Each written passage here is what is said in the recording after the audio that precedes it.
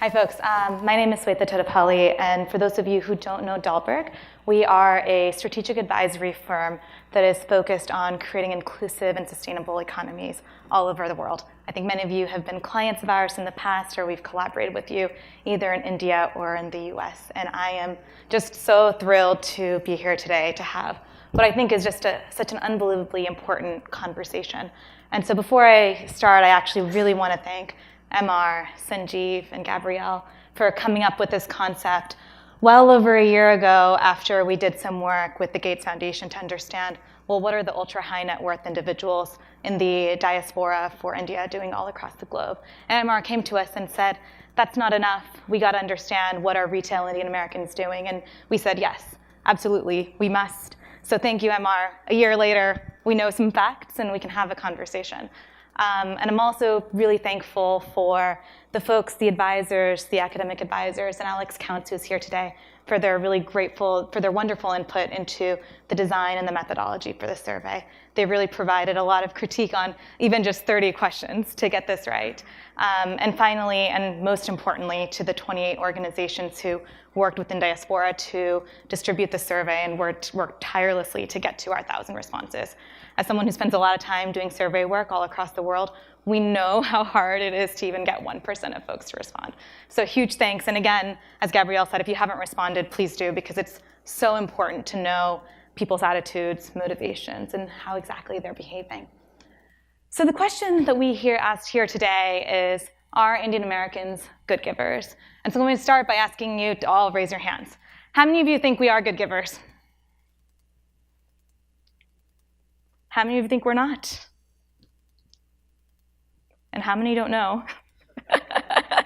All right, so it looks like we have a mix of responses, and I will try to provide some answers today. My personal interest in the topic comes because I was born in India. I was raised in the US. I went into work at an investment bank, decided that I was done with corporate greed, and moved to Bombay to work for Dalberg and dedicate my life to figuring out how do we use our time thinking in the smartest way possible to do good all across the world. And so here are some of our results. We'll talk through it, and I'll give you a little bit of background about the methodology, why we did the survey, and then we'll actually talk about what we found. So the question of are we good givers is a really important one. It's important for a lot of reasons. One, it's important because we, as an Indian American community, have a lot of giving capacity. We are wealthy, we're educated, we're really tied to our community. A lot of people have already said this before.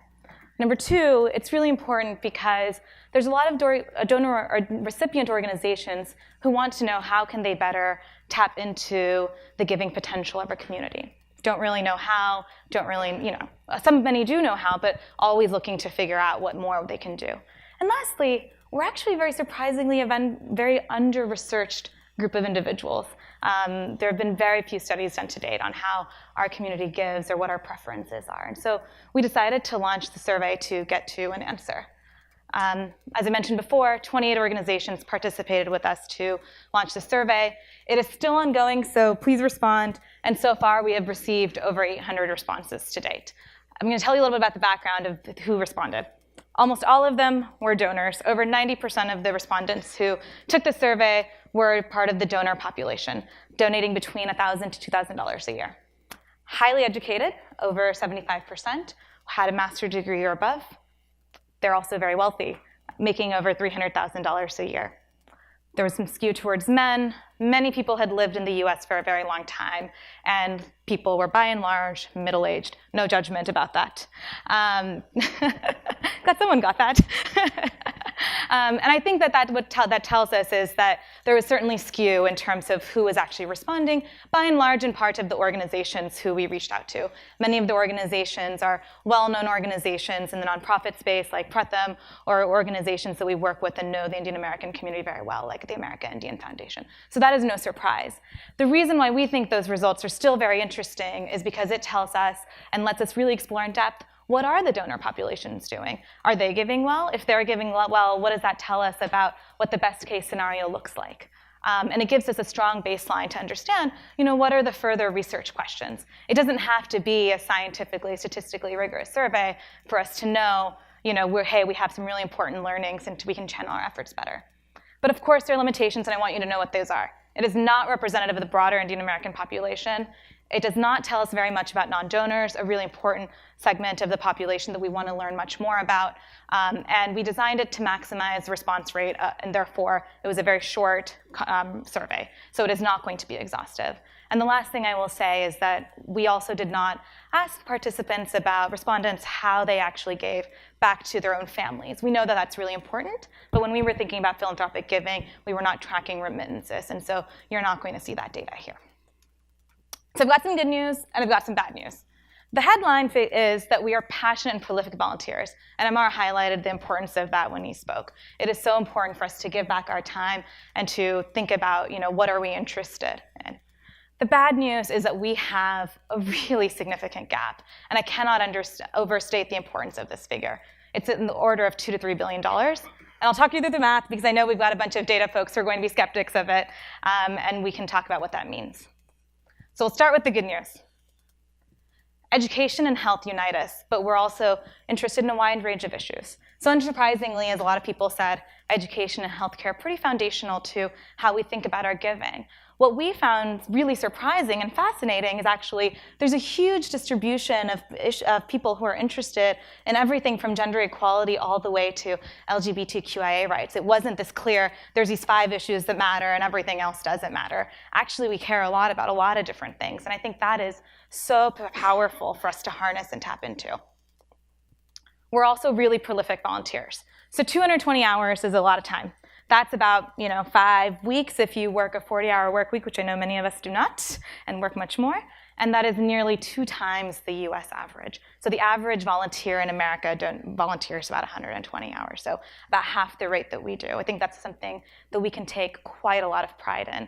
And actually, 73% of our respondents, the 92% who are donors, actually give their time and do volunteer. So a lot of people who are volunteering in our sample. The types of things they volunteer to are equally as diverse as the things that we are passionate about. So just as we are passionate about health and education, we are also giving our time to doing direct service work, whether we're in soup kitchens or in the park, but also serving on boards and mentoring. We expected to see more of a distribution or more of an aggregation towards one type of activity or another, but actually we didn't. It was pretty much split across the board in terms of the types of activities that we're doing from a volunteering perspective. And I think that's great. It's really good for us to know that we are interested and know that when you think about volunteering, you can do it in a lot of different ways and harness your own potential based on what you are actually good at.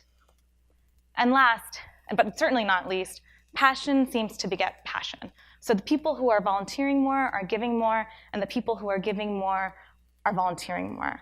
We'll get back to why that is so important, but keep that in mind as we get back to the numbers around our giving gap. As you see to the right, people who have given $10,000 or more in a year, they're actually volunteering 20 plus hours a week. They're giving a lot of their time. That's, again, something I think we should be really, really proud of. But now for the not so good news. Do I have 2 minutes left? Is that right? All right. Okay, then I'm going to keep going because I will need a little bit more time than that. We have rather poor perceptions of our giving behavior. So 55% of the respondents, when we ask the question, do you think that you give more or less or about equal to 2% of your income, said that we actually donate significantly less. Only 20% thought that we give significantly more than 2%. And what we know is that the national average in terms of the donor population in the US gives about 4%. When we actually did the math and looked at our sample audience, our sample respondents, the number was actually even worse than this. And these are, mind you, probably the most prolific donors that we have because they actually took the time to respond to the survey and are involved in the most active organizations in the country. So the top donors in America on average are giving 1.5%. I want you to reflect on that for a second. The average American donor gives about 4%.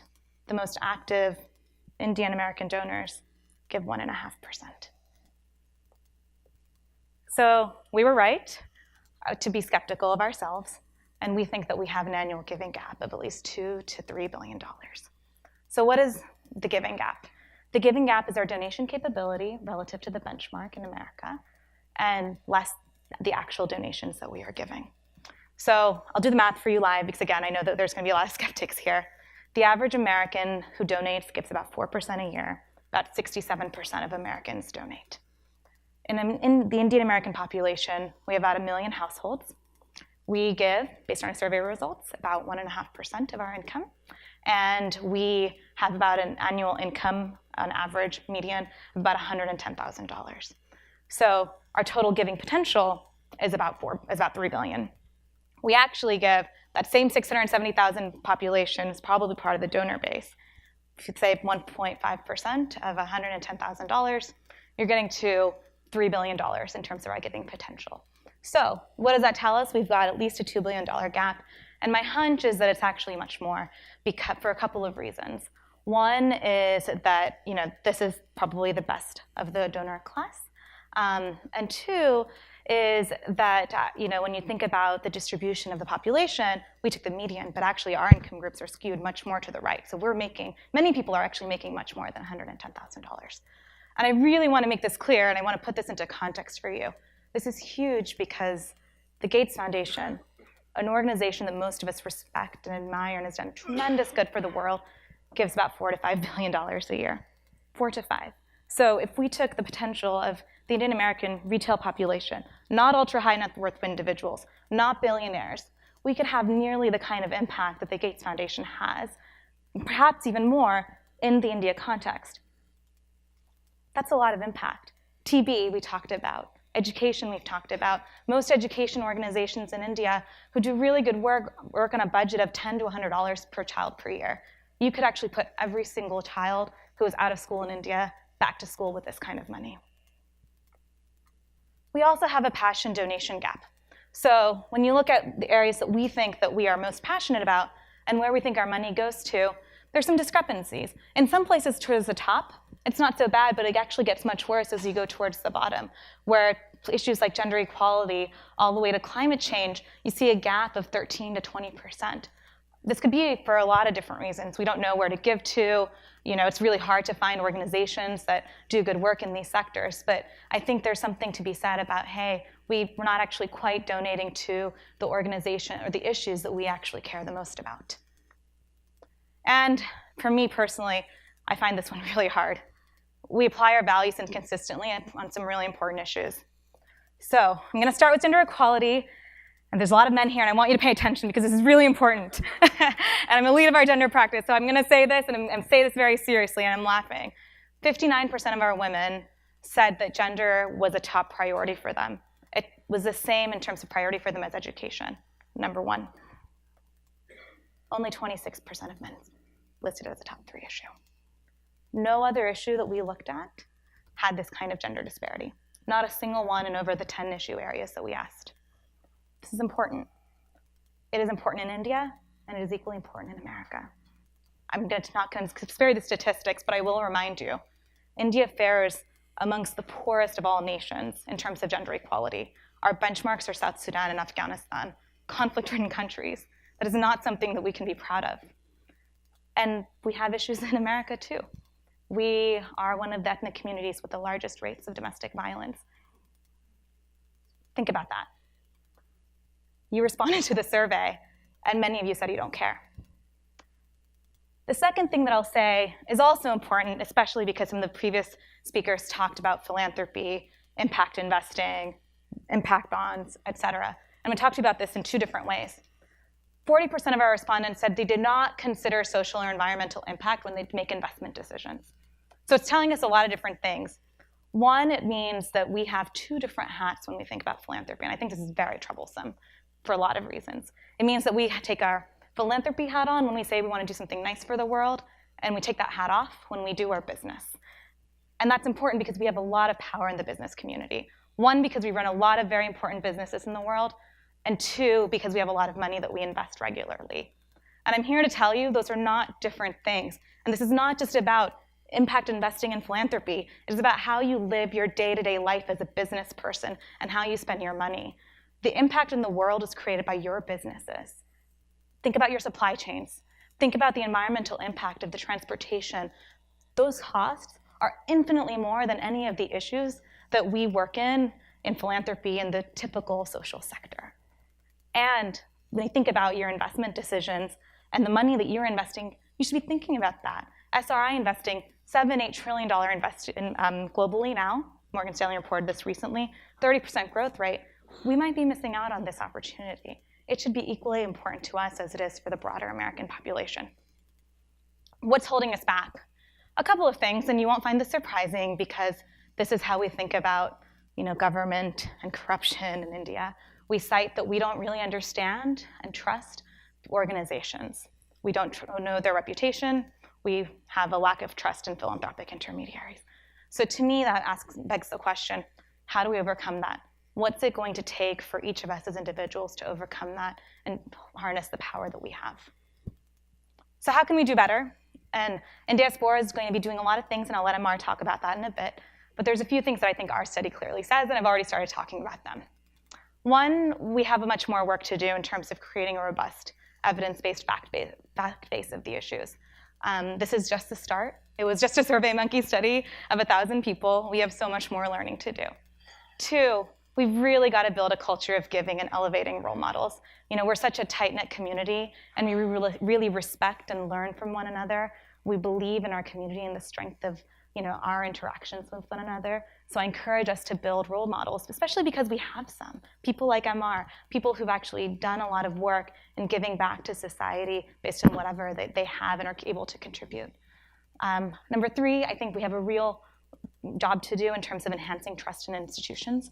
I don't know if many of you know this organization, but there's already one here in the US. It's called Giving Compass. And if you don't know, I encourage you to check it out. It was founded by Jeff Frakes, who was one of the former leads at Microsoft and was a CEO of the Bill and Melinda Gates Foundation, as well as Larry Leibowitz, who was the CEO of the New York Stock Exchange. So really respectable individuals who founded this. And the whole point of Giving Compass is to help bring transparency to the nonprofits that exist and the organizations that need philanthropic capital. Helps you understand what they do, where they're giving their money to, and actually, in many cases, tools like this actually let you give money directly.